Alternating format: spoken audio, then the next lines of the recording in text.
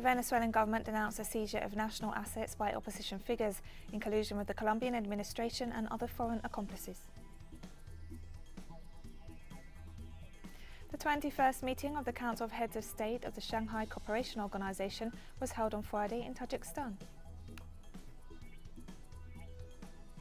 A delegation of West African leaders arrived in Guinea on Friday to meet with the military junta as part of efforts to ensure a return to civilian rule.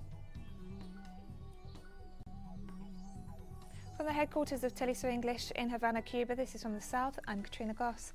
The President of Venezuela's National Assembly, Jorge Rodriguez, denounced the seizure of state assets by opposition figures in collusion with the President of Colombia, Ivan Duque, and other foreign powers. Rodriguez took to Twitter to denounce the latest violations of Venezuela's legitimate rights over its resources, referring to the seizure of the Monomeros Pequiven petrochemical plant, a subsidiary of Venezuela's state-owned oil company PDVSA, located in Colombian territory, by a self-proclaimed interim government of the former opposition lawmaker Juan Guaidó and other opposition groups. According to Rodriguez, this act violates one of the main points of the Memorandum of Understanding signed in Mexico on August 13th. Rodriguez stressed the willingness of the Bolivarian government to achieve a neutral and fruitful dialogue with opposition sectors to find common solutions to the economic situation in the country, while also defending Venezuela's resources and sovereignty.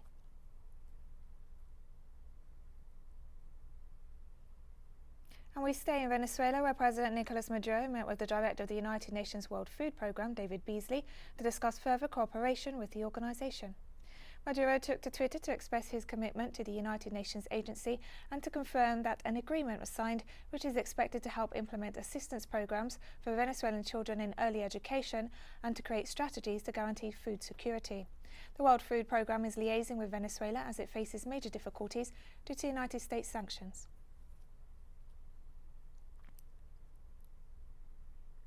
Presidents of Latin America and the Caribbean are arriving in Mexico to participate in the 6th summit of the Community of Latin American and Caribbean States, which will take place this Saturday. Cuban President Miguel Díaz-Canel arrived Thursday morning to participate as guest of honor at the commemorative activities to mark the 211th anniversary of Mexico's cry of independence. Meanwhile, Haiti's interim Foreign Minister Claude Joseph, President of Uruguay Luis Lacalle, and his counterpart from Paraguay, Mario Abdo Benitez, have also arrived in the Mexican capital. 17 heads of state and government are to participate in the select summit, in addition to host President Andrés Manuel López Obrador, 2 vice presidents, 12 foreign ministers and other officials.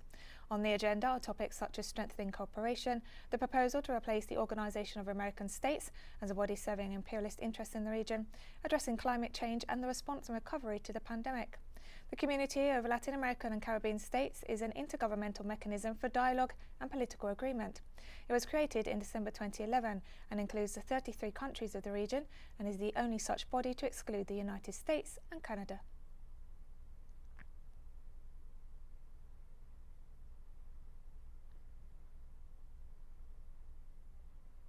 The presidents of Mexico and Cuba, Andrés Manuel López Obrador and Miguel Díaz-Canel, held a meeting on Friday where they ratified their willingness to strengthen bilateral relations and deepen cooperation in strategic areas.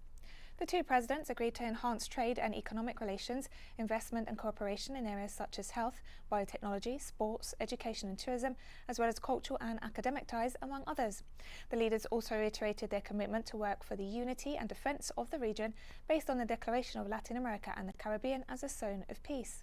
As part of the meeting, Díaz-Canel thanked his Mexican counterpart for the solidarity and support received in the context of the COVID-19 pandemic and the tightening of the economic, commercial and financial blockade imposed by the United States against Cuba. The meeting was also attended by the foreign ministers of both nations, as well as other top officials. And Cuban President Miguel Díaz-Canel received a warm welcome from crowds who gathered outside the Cuban embassy in Mexico City, where he met with Cuban residents in the country as part of his official visit to Mexico. During the meeting, participants discussed Cuba's solidarity with other nations, as well as the commitment to hold the next Conference on Nation and Immigration in Havana, which serves as a mechanism to strengthen ties with Cuban residents abroad. On Thursday, the Cuban president met with representatives of the Mexican Movement of Solidarity with Cuba, whom he thanked for their constant efforts in support of the Caribbean nation.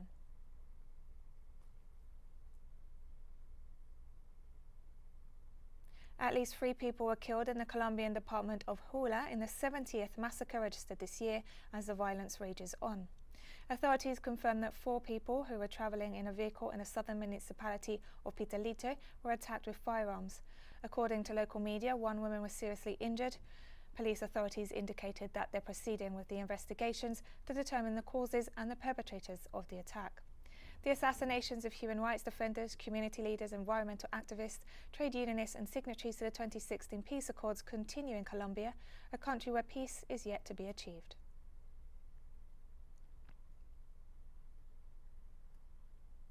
A Brazilian Supreme Court judge suspended a presidential order issued by far-right President Jair Bolsonaro, which repealed army decrees that require the marking and tracking of arms and ammunition. With no clarifications or public consultations, Bolsonaro repealed the decrees in April 2020 in a widely criticised move that experts said would facilitate criminal activity. Supreme Court Justice Alexandre de Moraes ruled on the case presented by the Democratic Labour Party and the Socialism and Liberty Party, requesting the suspension of the presidential order and restoring the effects of the original decrees. Moraes ruled that the Brazilian constitution is unequivocal in attaching responsibility for the control, trade and use of weapons to the state. Since assuming the presidency, Bolsonaro has tried on several occasions to expand access to weapons. In 2019, he issued 2 decrees that expanded the population's access to firearms that were later challenged in Parliament.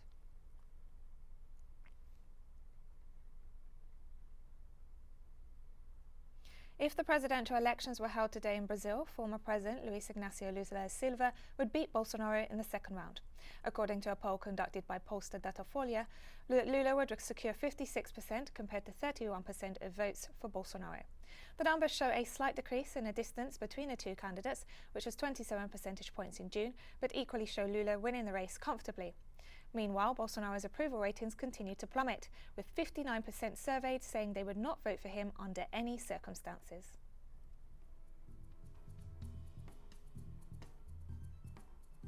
And we'll be right back after this very short break. Don't go away.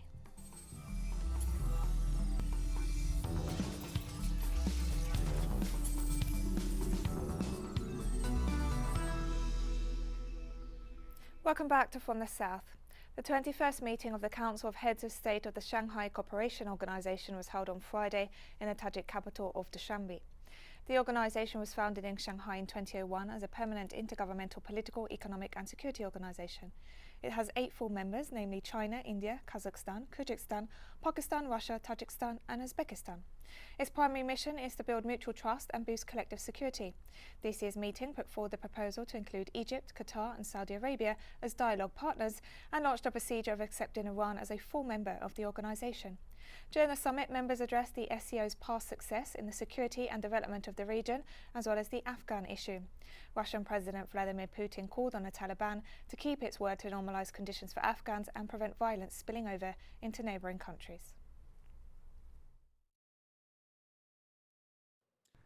It seems that, first of all, it is important for us to use the potential of the organization in order to provide all possible assistance to the start of an inclusive inter-Afghan peace process and at the same time to do everything to block the threats of terrorism, drug trafficking and religious extremism emanating from this country. Today the Taliban control practically the entire territory of Afghanistan, and the new Afghan authorities should be encouraged to fulfill their own promises to establish peace, normalize public life and ensure security for all. And as part of the meeting, members of the Shanghai Cooperation Organization endorsed Iran's future membership of the bloc. Russia supports the decision submitted for approval by the Council of Heads of State of the SCO to begin the procedure for admitting the Islamic Republic of Iran to the Shanghai Cooperation Organization. We have always advocated the full-fledged participation of Iran in the work of our organization, proceeding from the fact that this country plays an important role in the Eurasian region and has been fruitful cooperating with the SCO for a long time. Iran's accession will undoubtedly contribute to further enhancing the international authority of the organization.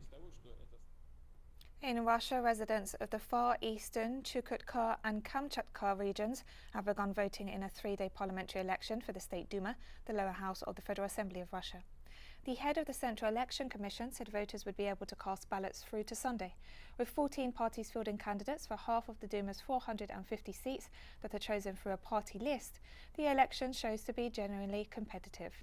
President Vladimir Putin has urged Russians to vote, saying the election of a new parliament is without doubt the most important event in the life of Russian society and the country. These are the first Duma elections since significant constitutional reforms last year. I am for stability in the country. The proportion of parties' mandates in parliament is another question. The most important thing is that the country is stable and developing. The majority would vote for United Russia's party, but competition is needed and there will be competition. There's competition already. Let's see. These elections will show the result of United Russia's work for the past years. Let's see at the result these elections will indicate.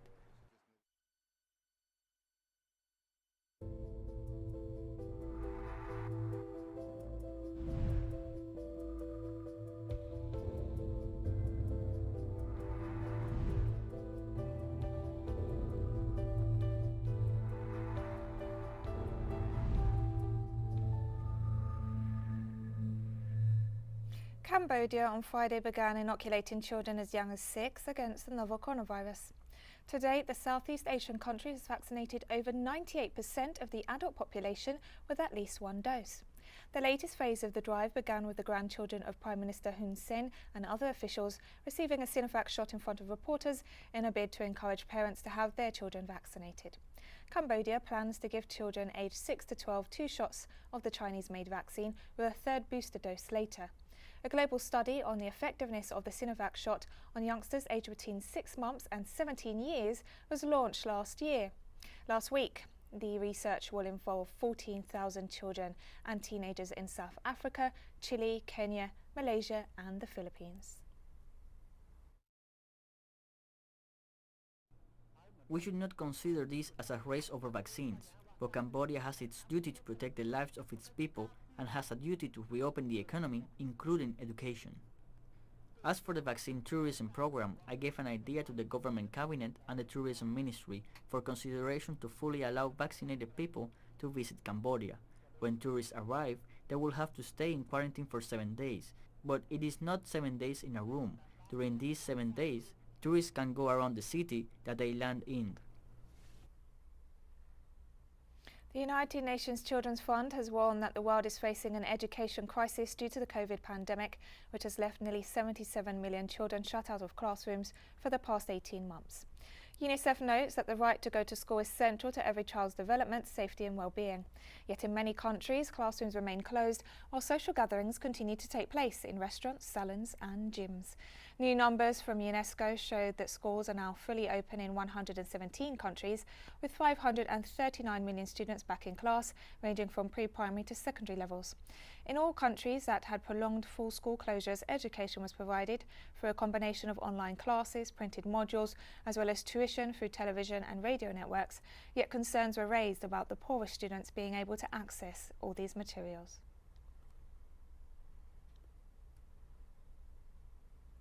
Tunisia and Libya opened their shared border on Friday, 2 months after it was closed, as Tunisia's coronavirus caseload soared.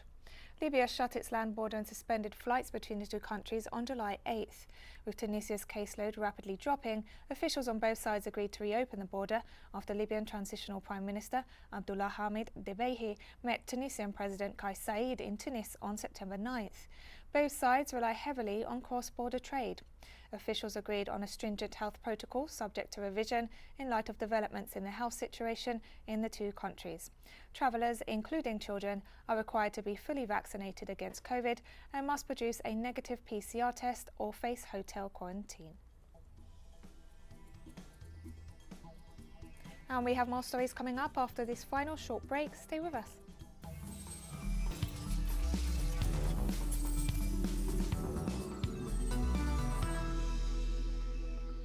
Welcome back to From the South. A delegation of West African leaders arrived in Guinea to meet with the military junta on Friday, a day after the ECOWAS regional bloc called for swift elections following this month's coup. Ivorian President Alassane Ouattara was the first to arrive at Conakry Airport, where he was greeted by Lieutenant Colonel Mamadi Doumbouya, leader of the coup that ousted President Alpha Condé. During Thursday's meeting, leaders from the Economic Community of West African States imposed a travel ban on junta members and froze their financial assets. The coup leader has not yet responded to the call for elections from the regional bloc. This week, he held meetings over several days with political and civil society figures in talks intended to pave a return to civilian rule. The Boko Haram armed group attacked a military convoy in Nigeria's northeastern Borno state, killing 12 soldiers and seizing 3 trucks. According to local reports, the attack took place as the convoy was travelling on a highway between Borno's capital, Maiduguri, and the garrison town of Monguno. The group has been carrying out violent attacks on civilians in communities and military bases in the region since July 2009. According to a United Nations report, around 36,000 people have died since the group launched its terror campaign, displacing 2 million people in Nigeria.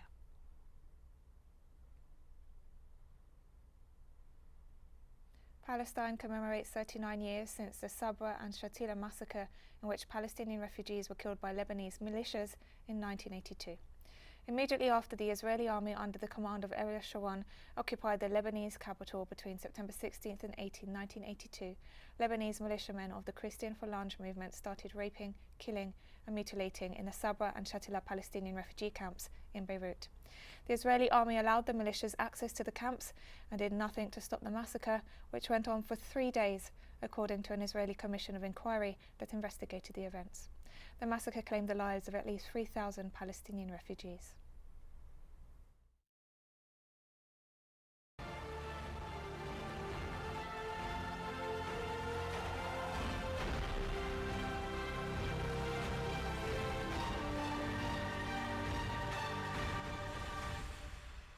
The United States has finally admitted killing 10 civilians in a drone strike on the Afghan capital in August. U.S. Central Command Commander General Kenneth McKenzie said the strike on August 29th was a tragic mistake.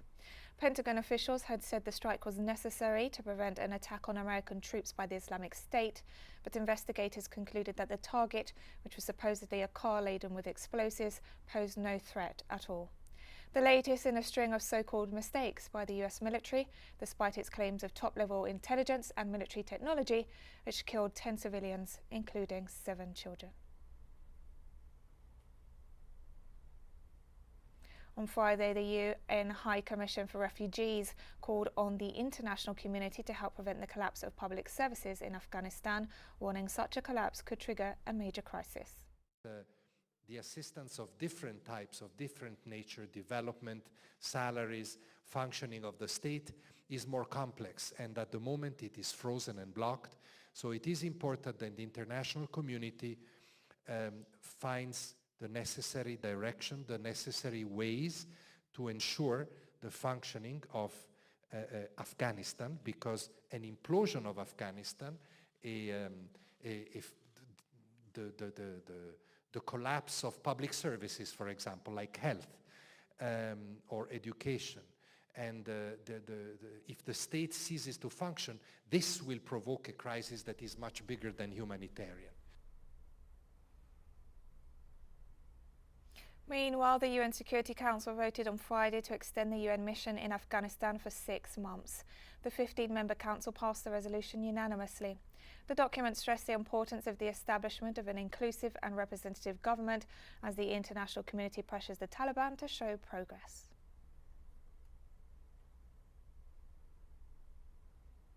And on Friday, the Taliban replaced the country's women's ministry with the Ministry of Virtue and Vice, sparking further fears regarding the suppression of women's rights.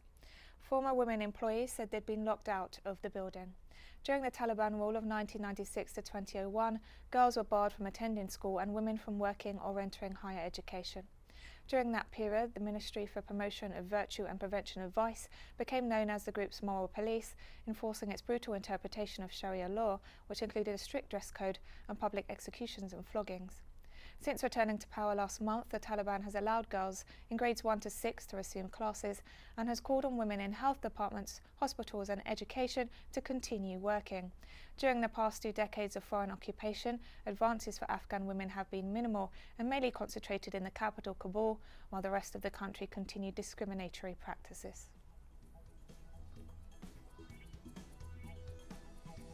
And we've come to the end of this news brief. Remember, you can find these and many other stories on our website at telesurenglish.net. You can also follow us on social media for all the latest news. We're on Facebook, Twitter, Instagram and Telegram. For teleSUR English, I'm Katrina Goss. Thank you for watching.